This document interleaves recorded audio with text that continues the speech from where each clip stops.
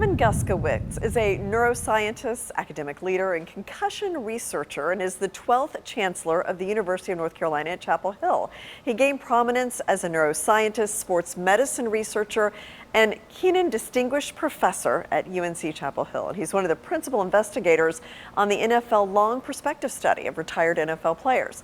He is the founding director of UNC's Matthew Gefeller Sports-Related Traumatic Brain Injury Research Center and the Center for the Study of Retired Athletes. And his groundbreaking work has garnered numerous awards and has influenced concussion guidelines in the NCAA and the NFL. And in 2011, he received the prestigious MacArthur Fellowship, and in 2013, Time Magazine named him a game changer, one of 18 innovators and problem solvers that are inspiring change in America. So welcome, Kevin. Great to have you here. And my co-host, Matt Doherty, is always great to have you here as well. And a fellow Tar Heel, and I am representing with my Alexander Julian Tar Heel. Should have brought my blue Old today. Well buttons on.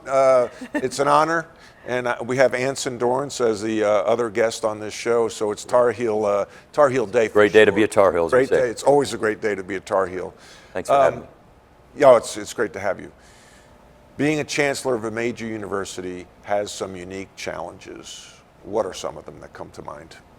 I think one of them is just that there's so many different constituents that we, as a leading global public research university, we're taking on the grand challenges of our time, and there are a lot of opinions around some of those challenges, and we pride ourselves in being the university, of North Carolina, but for the people of North Carolina. So there are a lot of opinions. The taxpayers of North Carolina contribute significantly to the funding for the university, for faculty salaries, for our research, for our facilities and buildings. And so they think their opinions should matter. We have 370,000 living alum, like yourself, yeah.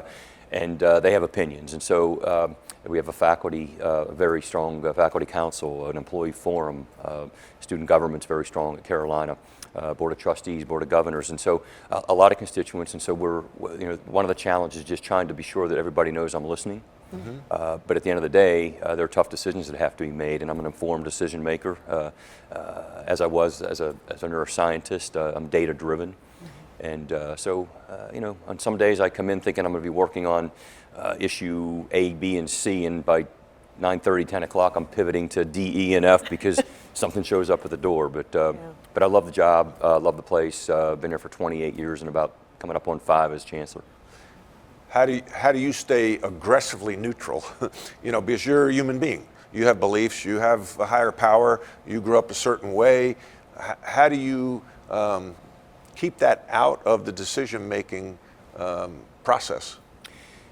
So Matt, I'd love to say that we keep politics and ideological leanings out of the university setting, but as you well know, it's not possible in the world we're living in today. And so a lot of those challenges and opinions are a lot of the challenges are created sometimes by those differing opinions. We have a policy at the university around institutional neutrality, that the leader of the institution should refrain from weighing in and placing his or her opinion on a politically divisive issue.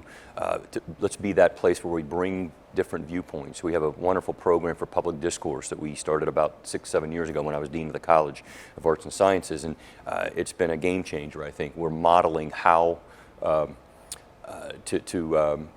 have civil discourse around these contentious issues for our students so that they can go out and be active participants in a thriving democracy. So I'm proud of that, but I will say that it's difficult at times.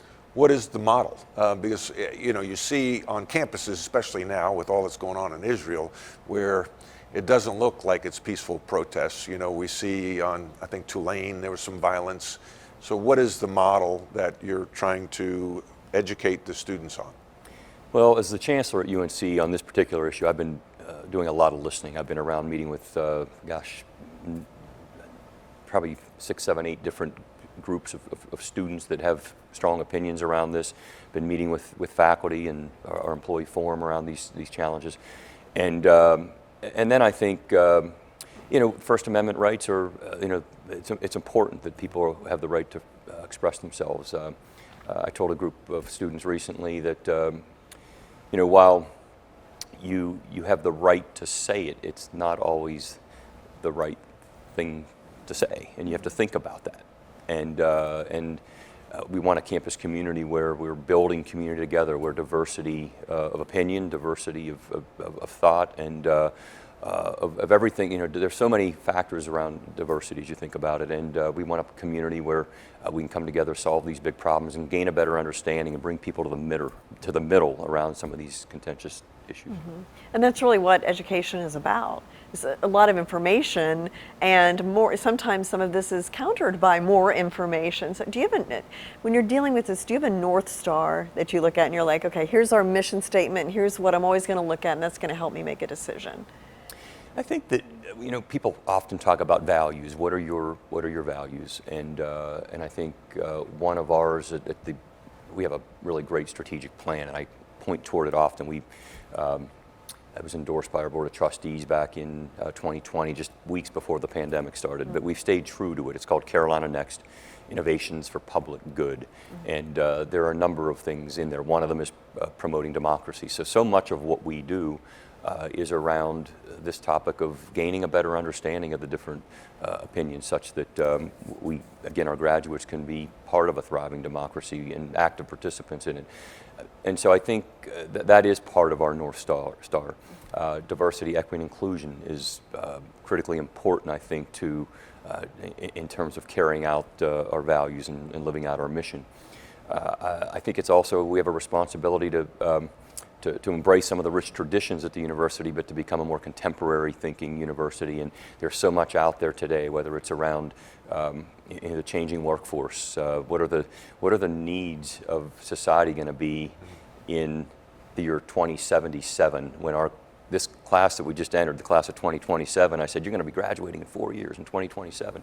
But what are the jobs and careers going to look like when you're retiring in the year 2077? So we have to stay ahead of the curve and be preparing them for jobs and careers that don't even yet exist. Right. How about that? Yeah. Wow. You don't want to I think need a about pause. I know. I need a moment.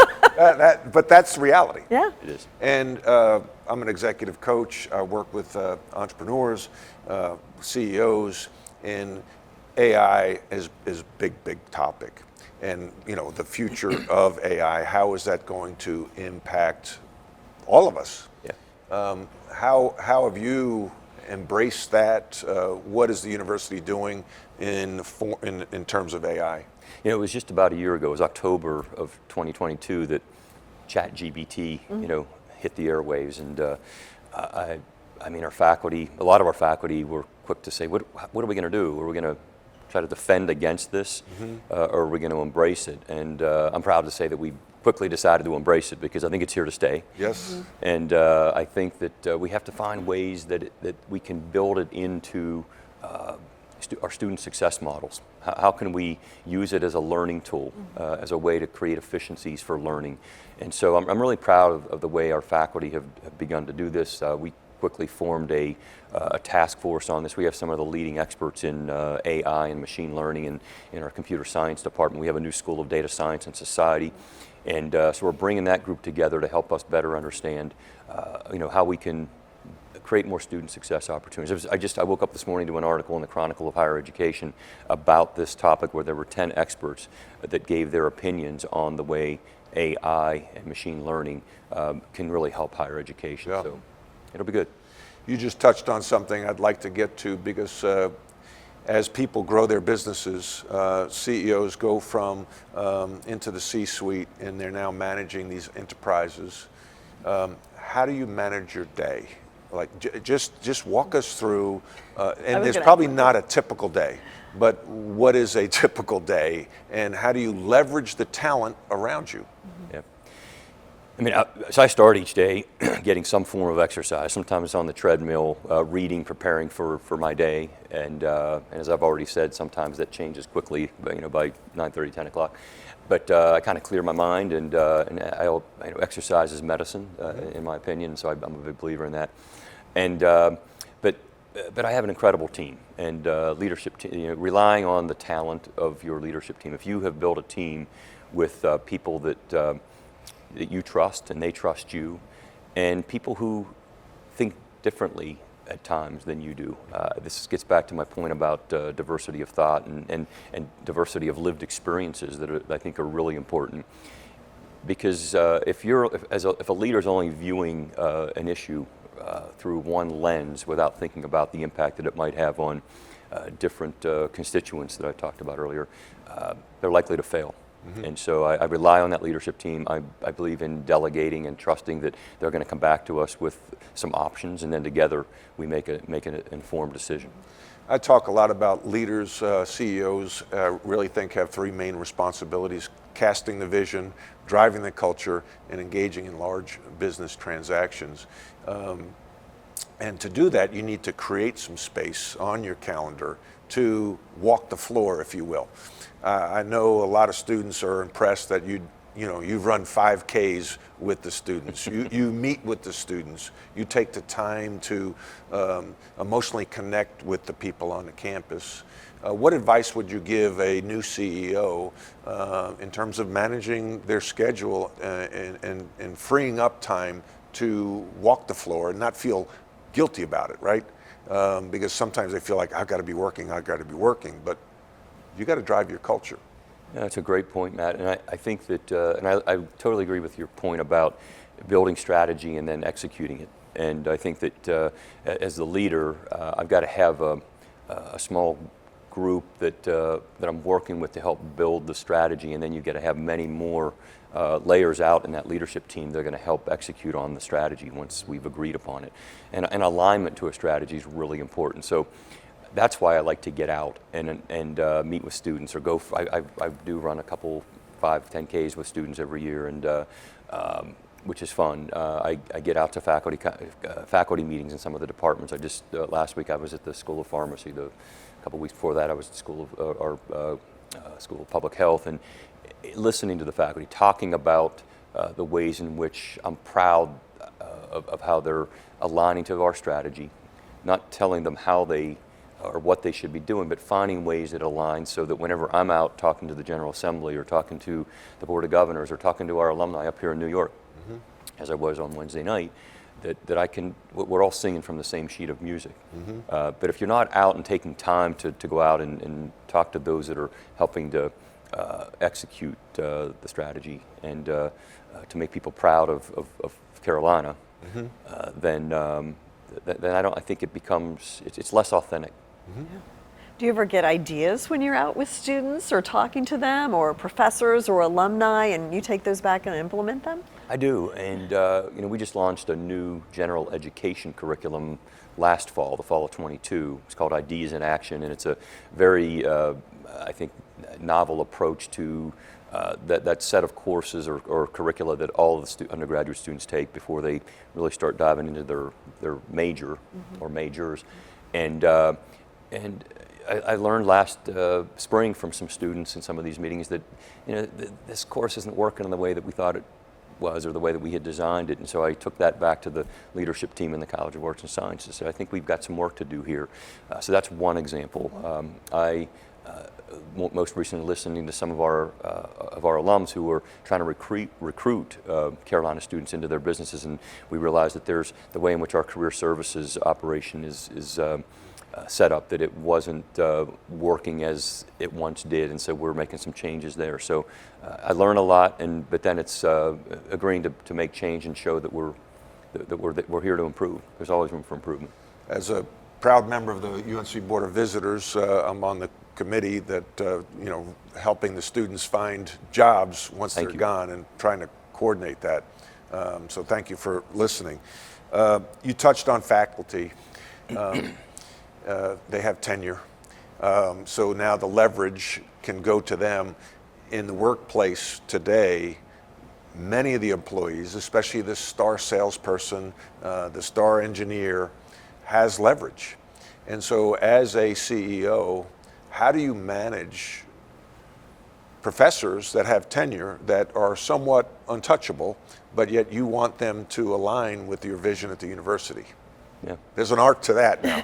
So there is. And I have the benefit of having been a faculty member at Carolina for 28 years. There you go. I came right up through Carolina. I got tenured in, 2000 and around 2000, I guess, 2001, I became a tenured professor myself. And so, but I still teach a course. I co-teach a course called the American Professoriate, and it's with about 20 to 25 PhD students who will be entering the academy to become professors. And so we cover everything from academic freedom to the foundations of higher education to tenure and promotion. And one of the things that I've always said is that with tenure comes a duty. And I think that having worked my way up through the tenure process myself, that it's easier for me now as the CEO, the Chancellor, to talk to faculty about the importance of that responsibility of duty to around excellence in teaching, a commitment to research and taking on the grand challenge of our time, and then service, and especially service back to the people of North Carolina, the taxpayers that pay their salaries. So, but I think taking it a step further to the CEO of a major corporation, it's often not that. I'm not sure that it's analogous because I'm trying to think of how tenure works in, at Bloomberg. Yeah, well, sometimes they have political equity. They may know somebody. They've been there for a long time. They are a producer, but yet they're not falling in line in terms of core values and culture. They might be showing up late. They might treat people in the back office poorly, but yet they're driving revenue. And I see employees all the time. They're afraid, owners afraid to discipline or coach this star because they're afraid that they're going to lose that production. But now your culture is what you allow, right? And if you allow that to go on, people are looking at you as a leader that, okay, now I don't respect you as much. I can show up late too. Yeah. So that's the tricky part. And I go back to Dean Smith, right? A legendary coach from North Carolina. We show up on time. Yep. And if not, the bus is going to leave. So practice starts, we tow the circle, he blows the whistle, we tow the half-court circle, and all of a sudden there's a little void, and I hear this squeaking of shoes, and somebody's, running, walking. I'm trying to look at the corner of my eye, it's Michael Jordan. And so Coach Smith goes to Bill Guthridge, and I'll do my best impersonation. Coach, why don't you give Michael the weighted vest and let him start running the steps? And Michael says, and then Coach forgot about me. Michael tells the story. And so if you can discipline Michael Jordan, everyone else is going to fall in line. Yeah. I think it's about setting expectations and knowing the consequences. Yeah. And so I think there are some similarities probably. And then holding them accountable. That's right. The toughest part, right? Yep. The moment of truth. Yep, absolutely. That's where you make your bones. Yeah. And a lot of people, since you started the question around tenure, the tenure is actually being scrutinized nationwide right now about the value of it, and there are many universities that are beginning to move away from it, and they're hiring more fixed-term faculty, giving them a 5-year contract to see how they perform. And so we'll see. It's going to be an interesting to watch and see where the trends go. But I do believe tenure is important in higher education, and but I do think that faculty that earn it must understand there are responsibilities that come with it, a duty and consequences. We have a post-tenure review at Carolina, which means that it's not necessarily, everybody thinks that this is a lifetime employment once you have it.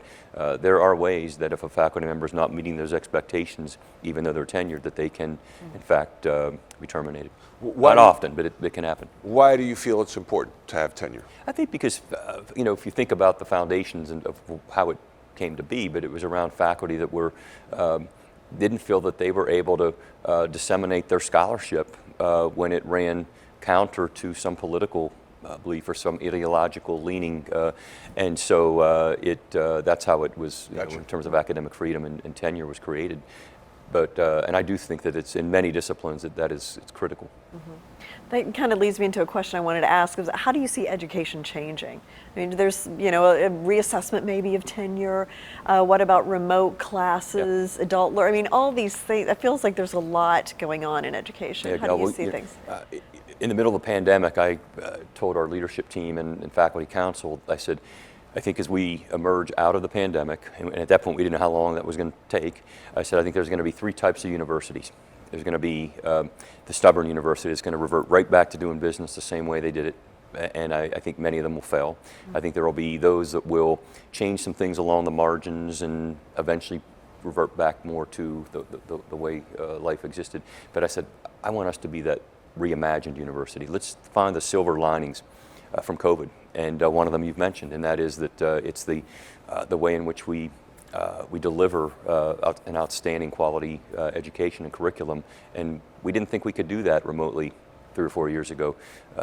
Right in the middle of March of 2020, I brought the leadership team together and said, we're going to have to go entirely remote for a few weeks. What did I know? A few weeks, right?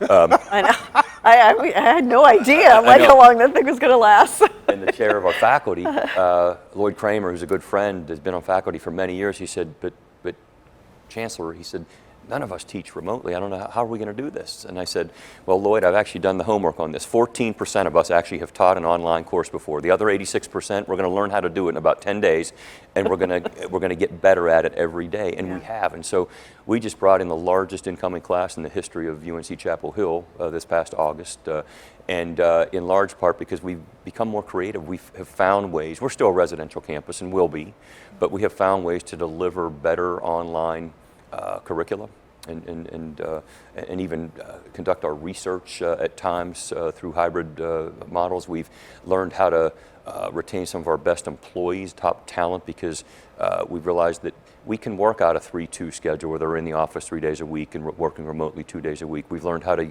use our space better, using more hoteling space and shared office space, allowing us to renovate and remodel some space that we haven't been able to because we had too many. We didn't have the capacity to move people out. Busting at the seams. Busting at the seams. So anyhow, those are some of the ways we're doing it. But I do think AI will play a large part of this as well as we reimagine the university. Leadership. I think it's the most important topic that's not really formally taught. And I still think you need to go through the experience. I think it's a practice. Leadership's a practice. It's like playing golf or any other skill, singing, playing a musical instrument. But it's not often taught on college campuses. But I think UNC's introduced it a little bit more of late, as I've learned through the Board of Visitors. What are we doing as a university to improve our future leaders, to teach them the leadership skills that they need? I think that we are starting to build more of this into our curriculum. There are our business schools has a leadership program. The Department of Athletics has a leadership academy. Mm-hmm. Some of the other schools have built it into their curricula, but we decided that we need to find a way to do this more broadly across the campus at the undergraduate level. We're going to be building this more into the career advancement initiative that you've been a part of and hearing a lot about. And I think that it comes with practice, to your point. Yeah. Malcolm Gladwell is one of my favorite authors, and the book Outliers is one of my favorites. And I had a chance to meet him just a year or two after the book came out. And he talks about the importance of repetition and practice, and I totally agree with you. I would think as a coach, you think repetition is important. Yeah. Coach Smith, I think of Coach Smith, you got to do this drill over and over again. Roy Williams, the drills. Repetition, 100%. But it comes through repetition and providing opportunities for our students to witness it. I mentioned earlier about our program for public discourse, for us as leaders to model civil discourse around a contentious issue or topic. That in itself teaches them leadership. It's the practice part. We talked forever about Carolina being a place where we take pride in being, the liberal arts is important. We're one of the few large universities that still has a requirement, a lot of liberal arts courses in that general education curriculum. So it's the breadth across the disciplines, it's the depth within your chosen discipline, but more recently we've added the practice piece. Mm-hmm. And this is study abroad, directed research, and the internship experience. I think a lot of leadership skills are developed through those practical experiences. So it's breadth, depth, practice. Practice, and it's never ending. That's right. So you talk about Malcolm Gladwell, practice. Where do you go for who's your mentor? I think people in leadership need to have a personal board of directors that's not emotionally tied to the university, to their job, right? So they can be vulnerable, where do you go to grow? Who do you lean on as a mentor, or who's on your personal board of directors? Sure. I think, to me, I mentioned trust earlier. You have to really find those people that you trust most, that you know that there's no hidden agenda with whatever you're going to ask them. It's about helping me get to the right place on an issue. My wife, Amy, is incredible. I mean, I come home every evening and she's there and she can tell when it's been a bad day. You want to have dinner first or talk about it? Therapy session. Therapy session.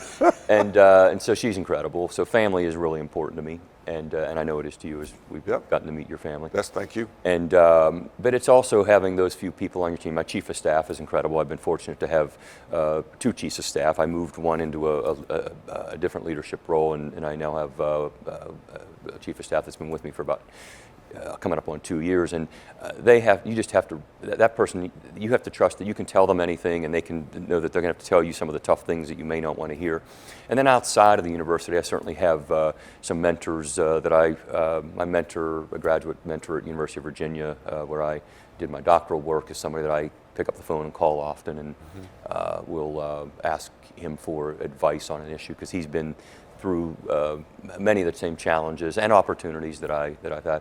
But it's, those advisors are the ones that will help you find the opportunities on the other side of every challenge. And I am a big believer in that.